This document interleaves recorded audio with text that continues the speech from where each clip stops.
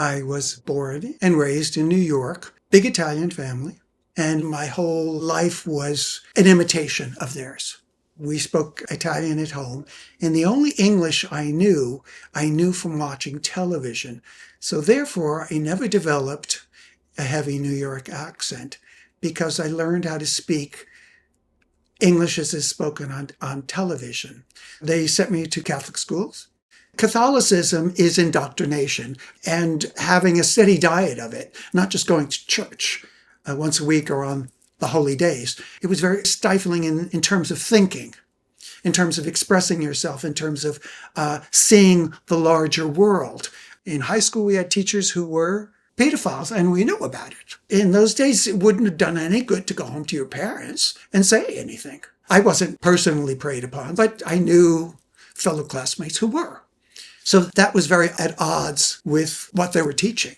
I was sexually active by myself, madly so, but I didn't certainly connect it with sexuality. And because of the hormones were raging, I didn't need fantasies, either heterosexual or homosexual fantasies, to get off. I was aware that gay existed, but the only gay person I knew growing up was this flaming hairdresser. I have nothing against flaming hairdressers, by the way. I think that they're wonderful and courageous, especially in that era. So I said, well, that's not me, because that's not who I perceived myself of. I didn't put much thought into it. I just thought that you grew up, you went to school, you got a job, you got married, you had kids. That's as far as I went. My fantasies were about having a family. I got married when I was in college and had no idea that I was gay. The physical sexual component of it didn't dawn on me until it did. We became disenchanted with one another. On my part, it was probably because I was gay, although I certainly didn't acknowledge that at the time. I have a feeling that we both got married just to get away from our controlling Italian parents. And once that wore off, we both wanted different things out of life. I got my master's. I was working at a newspaper. I just wanted a job. And when I started doing it, I discovered that I took great pleasure in journalism and more specifically in writing and taking ideas, interviews, information, putting it all together, making a story out of it. I never knew powerful people, kooks, long hairs, until I went to work. And other people's reaction to the fact that I was straight was discordant. They would go like, you don't come off as straight. Not that I felt that I came off as gay, or whatever in my mind gay was at the time. At a certain point, I think I became aware that, yeah, that might be true. But it was all so down there. So I went to a bar and said, okay, let's see what happens. Picked somebody up. Okay, this seems to fit. The good that came out of that was that I made friends, either people that I'd slept with and became friends with, and then friends of theirs. So I built a little community for myself, which I'd never had that growing up. So to me, that was another discovery. And that was wonderful because I got to experience their lives. My single years in New York, as I said, were sort of wandering years. It was the experimenting with your life that many people experience before they get married and settle down and stuff like that. I was doing it in reverse because I had never done it before. I was the good boy. I got off the path in every way.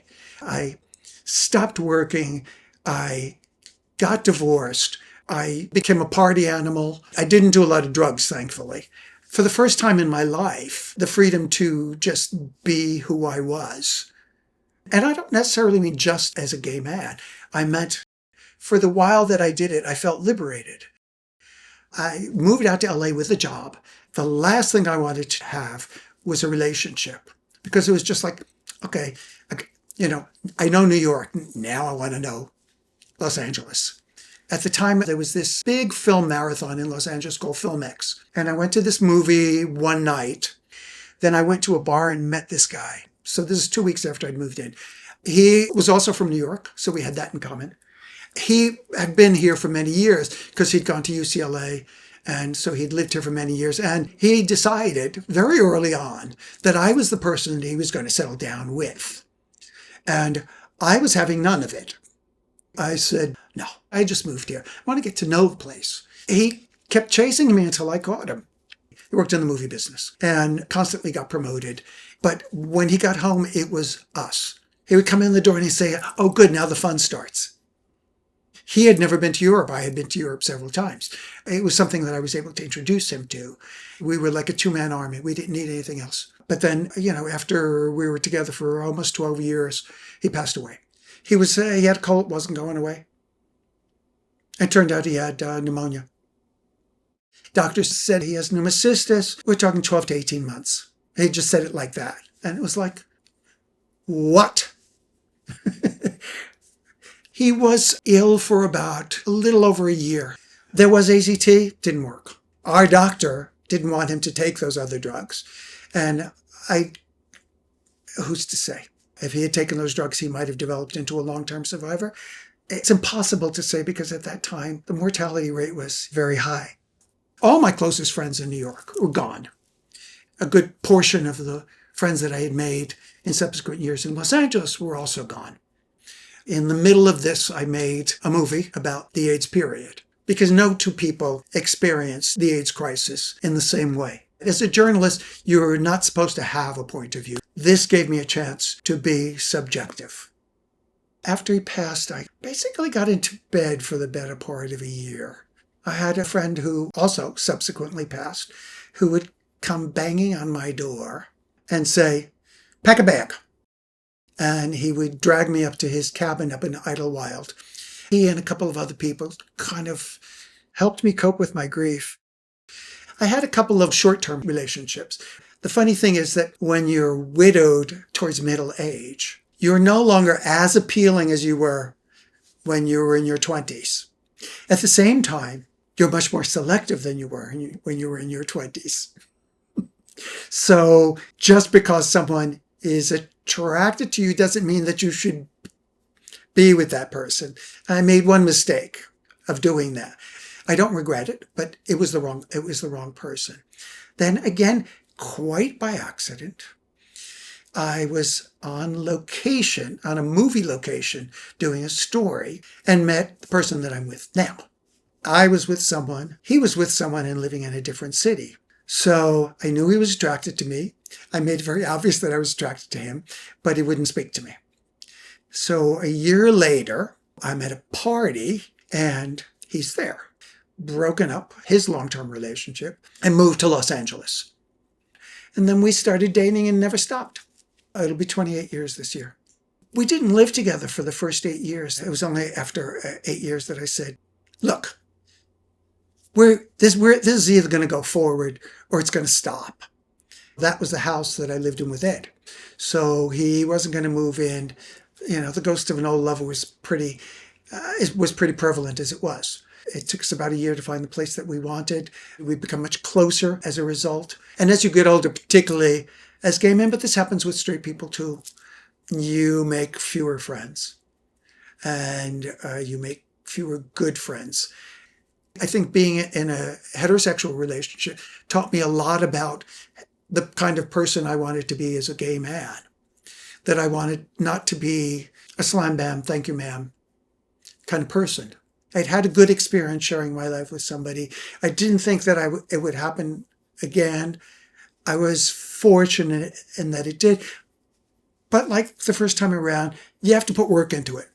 Both people have to be present and both people have to want it. I was lucky in that way. It was just like, I decided on you and you're who I'm going to be with. I was fortunate enough to be able to retire fairly early. So I started with short stories, many of which have been published, more published than not.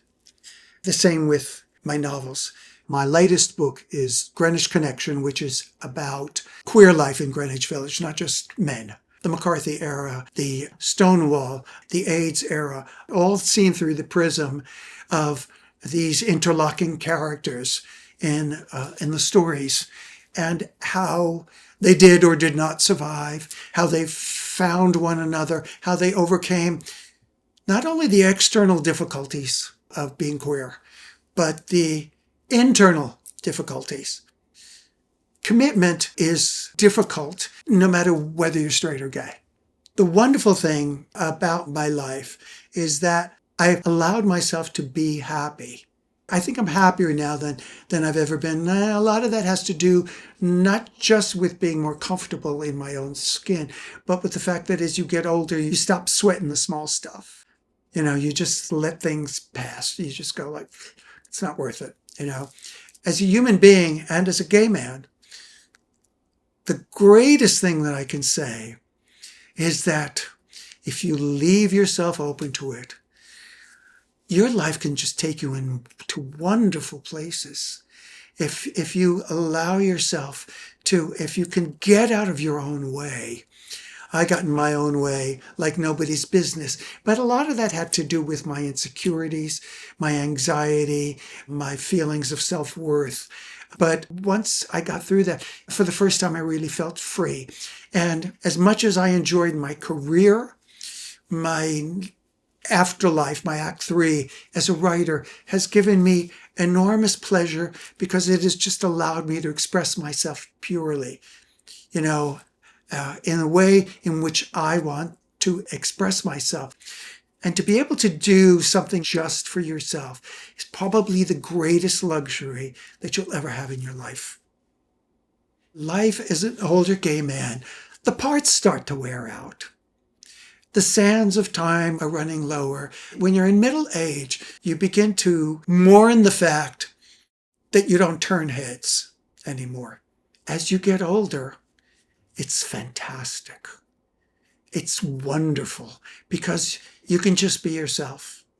I can wander around and not have to say, oh, do I look good today? I shouldn't have left the house in this shirt. You don't give a shit. And guess what? Nobody else does either. And that's a wonderful lesson to learn. Now I see people and think that they're attractive and I go like, oh, or I look at somebody who's at 25 and I just go like, God bless him. I hope he's enjoying himself because I had a really good time when I was 25 and I hope you're not wasting it now because soon you're going to be 35 and 45 and 55. And boy, if you're not taking advantage of it now, there's no go backsies. It's one time around.